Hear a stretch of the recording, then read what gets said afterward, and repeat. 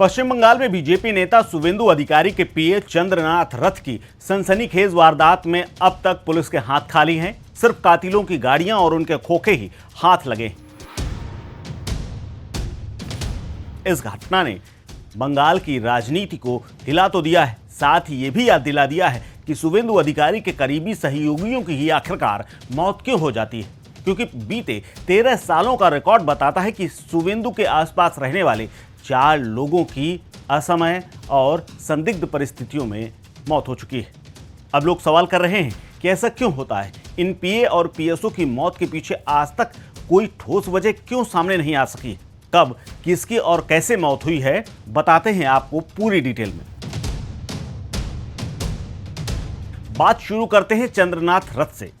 चंद्रनाथ रथ 5 साल से शुवेंदु से जुड़े हुए थे। 42 साल की उम्र थी और पहले वो एयरफोर्स के जवान रह चुके थे। फेक नंबर प्लेट वाली कार से पीछा करके हमलावरों ने करीब आकर के करीब 10 से 12 राउंड फायरिंग की। रथ के सिर और छाती और पेट में गोलियां लगी। उन्हें अस्पताल ले जाया गया, लेकिन डॉक्टरों ने ब्रॉड डेड घोषित कर दिया। जबकि पीएसओ बुद्धदेव घायल हुए, ड्राइवर को भी चोटें आईं। और इसी हमले के बाद उन तमाम पिछली मौतों के बारे में भी सामने बातें आने लगीं और चर्चाएं होने लगीं कि कैसे शुवेंदु के आसपास रहने वाले लोगों की मौत हो जाती है। सबसे पहले बात करते हैं साल 2013 की। पहली मौत हुई थी प्रदीप झा की। जी हां, शुवेंदु उस वक्त टीएमसी में हुआ करते थे। तब पर्सनल असिस्टेंट और पॉलिटिकल सेक्रेटरी प्रदीप झा को कोलकाता के स्ट्रैंड रोड के पास बेहोश स्थिति में पाया गया था। उन्हें अस्पताल ले जाया गया, उनकी मौत हो गई। परिवार ने तमाम आरोप लगाए, पुलिस ने जांच भी की, लेकिन किसी ठोस नतीजे पर नहीं पहुंची और ना ही कोई ठोस केस का खुलासा हुआ। अब इसके बाद बात करते हैं साल 2018 की, जब शुभ भरत चक्रवर्ती की मौत हुई। शुवेंदु को ये पीएसओ हुआ करते थे। पूर्वा मेदिनीपुर में बैरक में इन्होंने खुद को गोली मार ली थी। कहा यह जा रहा है कि आत्महत्या की थी, लेकिन बाद में मर्डर के एंगल से भी जांच हुई, लेकिन पुलिस कुछ नहीं कर पाई। कहीं कुछ जांच में आया ही नहीं और मामला धीरे धीरे धीमा पड़ के खत्म हो गया। इसके अलावा पुलक लाहिरी नंदीग्राम में शुवेंदु के काउंटिंग एजेंट हुआ करते थे।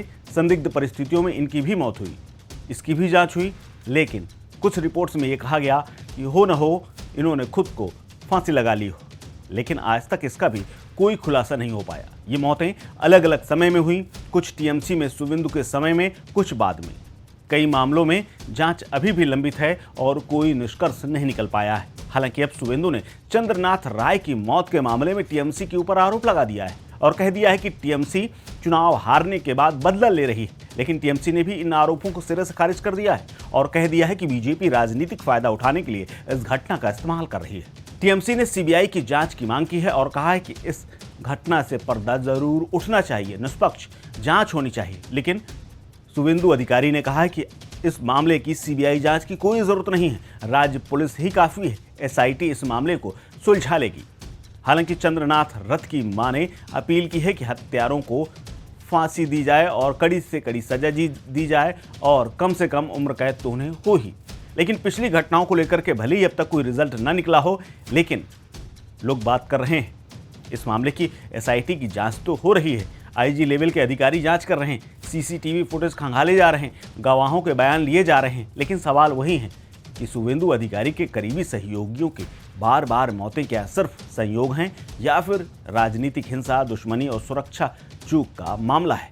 रथ की हत्या को टारगेटेड माना जा रहा है क्योंकि वो शुवेंदु के शैडो हुआ करते थे। लेकिन आपको क्या लगता है, क्या वाकई में इन तमाम मौतों के पीछे कोई साजिश है या फिर जानबूझ करके कोई ऐसा व्यक्ति शुवेंदु से दुश्मनी निकाल रहा है जो किसी न किसी तरह से इन तमाम करीबी लोगों की जान ले रहा है, या फिर ये सब कुछ असमय और काल के गाल में होने वाली और काल की गति की वजह से ये घटनाएं हो रही हैं। हमें बताइए कमेंट करके जो भी आपकी राय और आपका ओपिनियन हो। आप देख रहे हैं स्टेट मिरर।